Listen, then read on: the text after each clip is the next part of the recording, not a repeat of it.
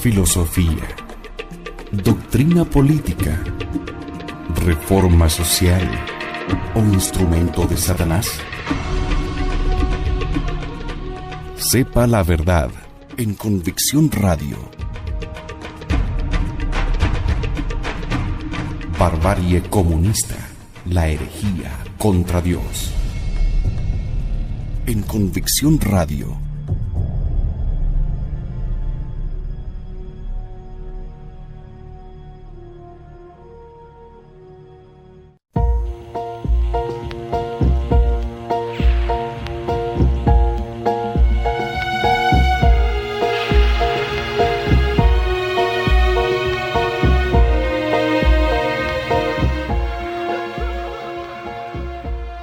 ¿Cómo están, queridos amigos de Convicción Radio? Estamos dando inicio a un nuevo miniciclo de Barbarie Comunista.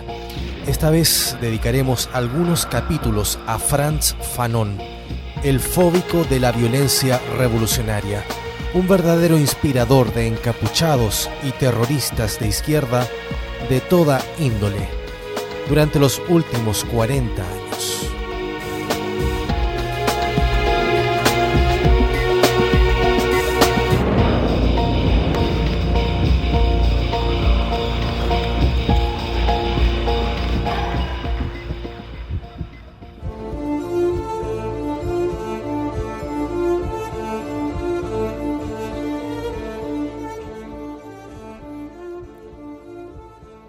Queremos comenzar citando parte de su obra literaria. Comillas: entonces los rufianes, los granujas, los desempleados, los vagos, atraídos, se lanzan a la lucha de liberación. El hombre colonizado se libera en y por la violencia. Esta praxis ilumina al agente porque le indica los medios y el fin. Tomado de su libro Los condenados de la tierra. La fobia es una obsesión compulsiva que deriva en una neurosis de angustia y cuyos contenidos son variadísimos. Hacemos alusión a esto por cuanto creemos que Frantz Fanon efectivamente es un fóbico, en este caso de la violencia revolucionaria. Así como se dan las claustrofobias, las hidrofobias, las agarofobias, etc., cuando un individuo siente un miedo irrefrenable a una normal inserción en una sociedad dada, se puede provocar por reacción un odio tenaz y una incoercible actividad destructiva contra ese objeto de sus patológicos temores.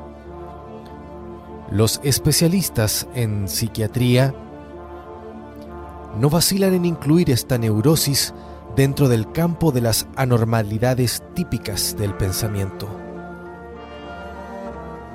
La pugnacidad del caso que específicamente nos interesa considerar concurre, generalmente, con un fanatismo ideológico de obvio signo revolucionario.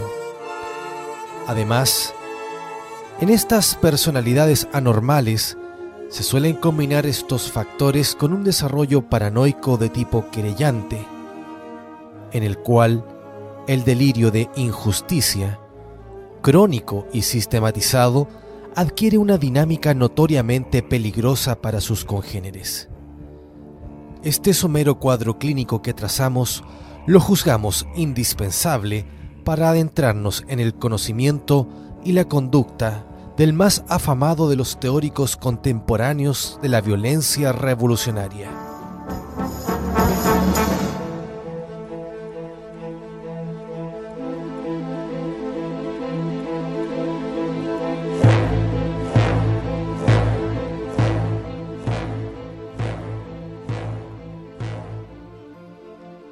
Porque si sinceramente queremos hacer un esfuerzo comprensivo de las motivaciones de este genuino profeta del odio de nuestro tiempo, tenemos que intentar aproximarnos a esa fuente oscura de sus angustias compulsivas. Si de entrada no advertimos que estamos en presencia de un hombre desesperado desde niño por el color de su piel y atormentado por su objetivo apatridismo, no podremos entender nada del envenenado mensaje intelectual que legara a sus coetáneos. ¿De dónde, si no, brota este nacionalismo tercermundista rabiosamente antioccidental?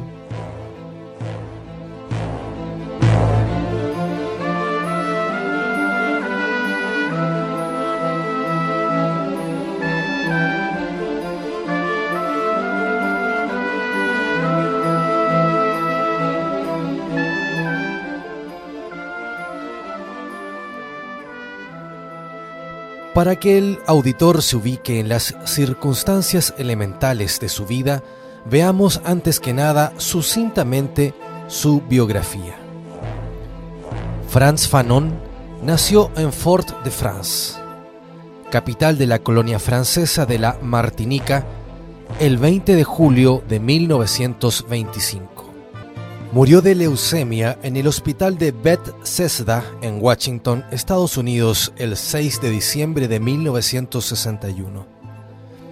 En 1943 se enganchó en el ejército golista para combatir en la Segunda Guerra Mundial. Becado como excombatiente, ingresó en 1946 a la Facultad de Medicina de Lyon, donde se graduó en 1952. Desde 1953 a 1956 se desempeñó como jefe del servicio de psiquiatría del Hospital de Blida en Argelia. Por entonces, colabora con el Frente de Liberación Nacional hasta que su actividad clandestina es descubierta y tiene que renunciar marchándose a Túnez, donde se une al gobierno provisional argelino que preside Ferhat Abbas. Allí, a más de trabajar como médico en los hospitales de Túnez y Manouba, se erigió en editorialista de El Mujahidí, órgano periodístico de la guerrilla argelina. Sus últimas labores fueron de corte diplomático en Ghana y en Guinea, hasta que la enfermedad lo obligó a internarse. Durante ese trayecto vital ha escrito Piel Negra, Máscaras Blancas, también traducida como Escucha Blanco, Sociología de la Liberación, también traducida como Sociología de la Revolución, Los Condenados de la Tierra y Por la Revolución Africana, obras que lo convierten en el mayor pensador del socialismo tercermundista.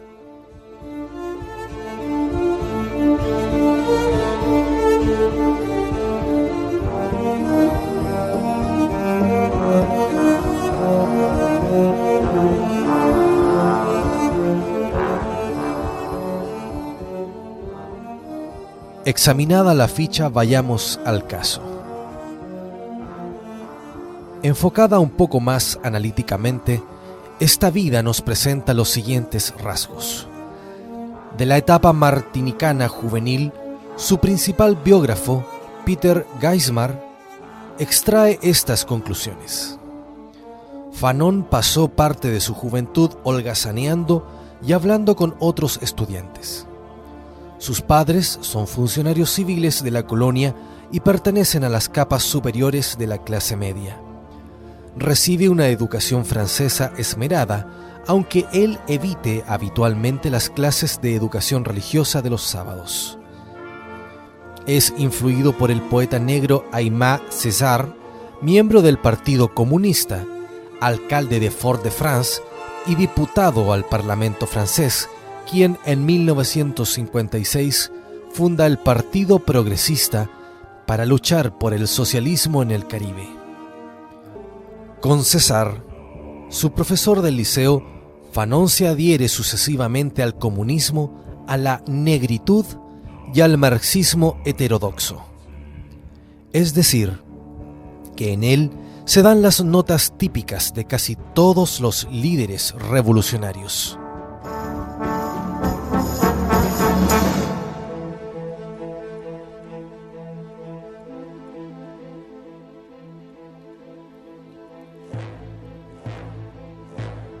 Esto es, una ubicación social muy alejada del proletariado, una irreligiosidad completa y una prematura inserción en el izquierdismo. Estudiando medicina en Francia, aumenta esa inclinación. Constantemente asistía a debates, frecuentaba las reuniones de izquierda. Activismo que redundaba en las lagunas que había dejado en su preparación científica. Junto a las omisiones en los estudios profesionales específicos, despunta el gusto por las lecturas desordenadas de Freud, Marx, Nietzsche y Sartre. De ahí que sus primeros escritos sean piezas de un izquierdismo existencialista melodramático. Todos los datos ya apuntados pueden producir una imagen trivial del izquierdista vulgar o, si están alimentados por un fuego más oculto, de la de un revolucionario más notable. En Fanon se da la segunda situación, y la razón o sin razón está en la anomalía de su personalidad. Es él mismo quien lo confiesa en su primer libro. Comillas: yo me rebelo contra toda comprensión paternalista. Lo importante es saber si le es posible al negro superar su sentimiento de disminución, de expulsar de su vida el carácter compulsivo que le asemeja tanto al comportamiento del fóbico. En el negro hay una exacerbación afectiva, una rabia de sentirse pequeño. Es un objeto fobígeno, angustiógeno. Ante el blanco, el negro tiene un pasado que valorizar, una revancha que tomarse. Iba a probar mis incisivos. ¿Cómo? De manera que, teniendo todas las razones del mundo para odiar y detestar, ¿se me rechazaba? Delimitado el campo de batalla, entré en liza. Iban a ver. Sentí nacer en mí las hojas del cuchillo. Decidí defenderme, vergüenza y desprecio de mí mismo. Aquí y allá soy prisionero del círculo infernal. ¿Dónde situarme? ¿Dónde, si ustedes prefieren, me meto? Martiniqués, originario de, comillas, nuestras antiguas colonias, ¿dónde podría esconderme? En vista de que en el plano de la razón no había acuerdo posible, me lancé hacia la irracionalidad. Quería ser típicamente negro. No me fue posible. Quise ser luego blanco. Más valía reírse.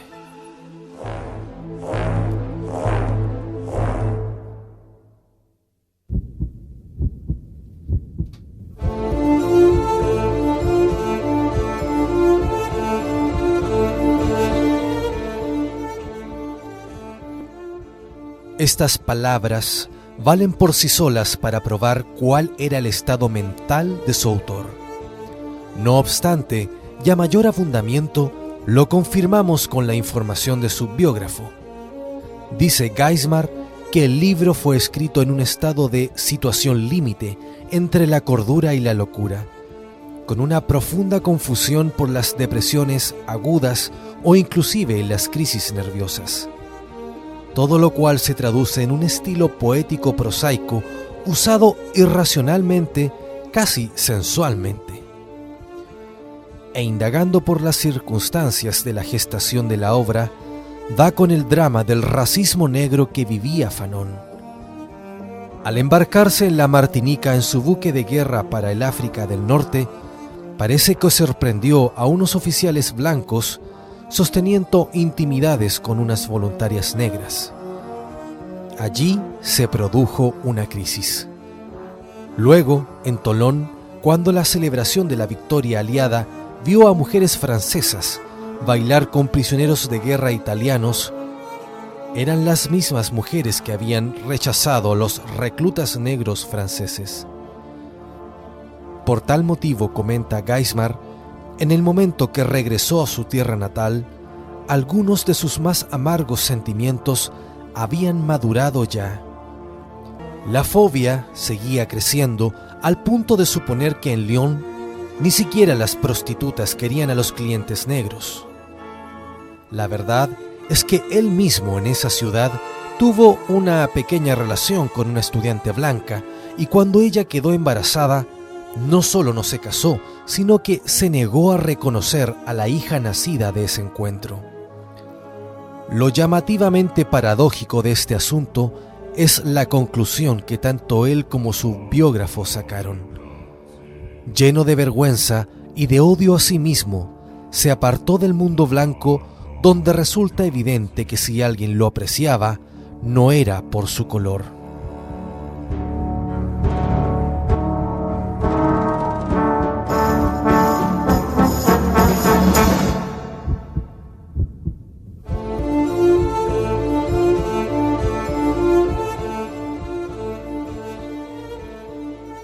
Esta apreciación es absurda, como lo es la del propio Fanon cuando le imputa a la novelista negra Mayotte Capécia el acto nauseabundo de haber propuesto el personaje de una negra atraída por hombres blancos. La negritud en él no es sino odio racial y venganza sexual, en definitiva, fobia. Escucha Blanco es en realidad el diario de un intelectual que está recobrándose del trauma producido por una tardía introducción en el mundo occidental, afirma Geismar. Lo cierto es lo contrario. Su acceso a la cultura latina había acontecido temprano y el trauma psíquico empezaba a desarrollarse sin recuperación posible tardíamente. Lo que sucede es que la fobia antiblanca se orienta y polariza luego en otros tópicos. Así, la sociología de la liberación es ya, según Geismar, un estudio sociológico del nacionalismo tercermundista, una elaboración de la idea de que el poder de la revolución residía en una mutación radical de la sociedad argelina a partir de 1954. La anterior preocupación del autor por las cuestiones raciales se ha disuelto en un vigoroso movimiento hacia la revolución. Y para corroborarlo, trae la cita del diario de Fanon, donde éste expresa que ha pasado a la libido de la revolución. En verdad, tales palabras prueban lo contrario. El odio racial solo se ha sublimado y transformado en la fobia revolucionaria.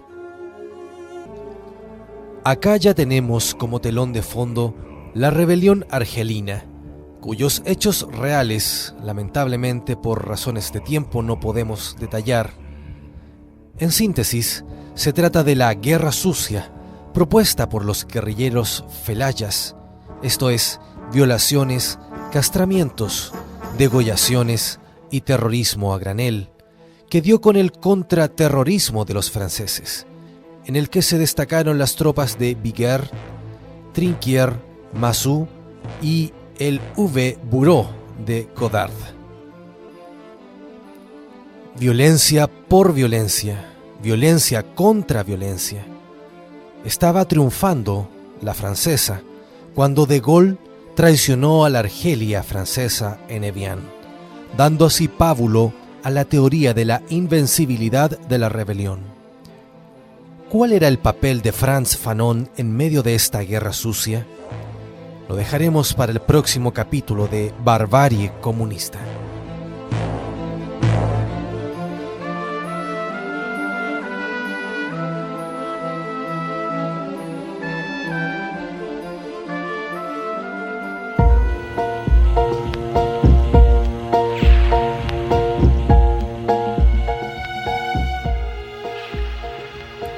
Quisiéramos agregar a modo de guía para ir conociendo mejor a este autor, a este revolucionario un tanto desconocido, lo siguiente. La obra política de Fanon es a la vez compleja y controvertida. Ha sido, por ejemplo, acusado de tener una visión simplista y casi maniquea tanto de los problemas como de las soluciones. Por otra parte, se ha dicho que sus ideas anteceden a pensadores tales como Michel Foucault, lo cual no es poco decir, formando una de las bases del posmodernismo y el postcolonialismo. Ciertamente, ha servido de inspiración a muchos pensadores y movimientos profundamente críticos o revolucionarios, influyendo indirectamente incluso corrientes tales como el feminismo y la teología de la liberación. Dentro de las ideas centrales de la visión de Fanon pueden resumirse más o menos en 3 postulados. Primero, el poder catártico de la violencia revolucionaria. Esto es, solo la violencia puede liberar totalmente del legado de la subyugación, eliminando los sentimientos de inferioridad y produciendo una conciencia de control sobre el destino propio. Segundo, la absorción de culturas o ideologías dominantes por parte de los sometidos produce resultados patológicos, tanto a nivel social como individual. Y tercero, el reemplazo de formas discriminatorias de relación social, lo cual es producto de la expresión de nuevas formas culturales y políticas que aparecen entre los subyugados. Esas formas político-culturales son la expresión de la esencia existencial de grupos marginados por la cultura dominante y producirla inevitablemente una nueva humanidad.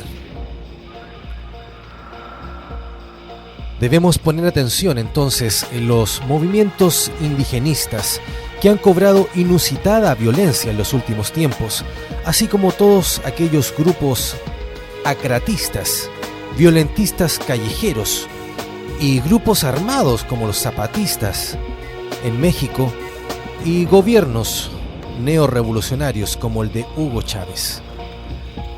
Muchas gracias por la audición y será hasta un próximo capítulo de Barbarie Comunista en Convicción Radio. Que Dios nos bendiga a todos.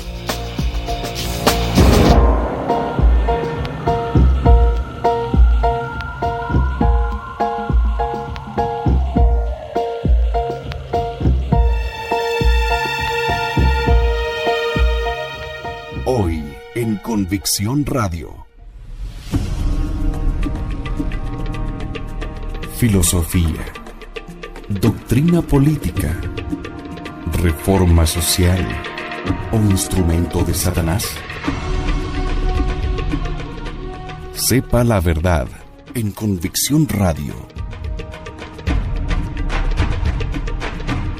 Barbarie comunista, la herejía contra Dios. En Convicción Radio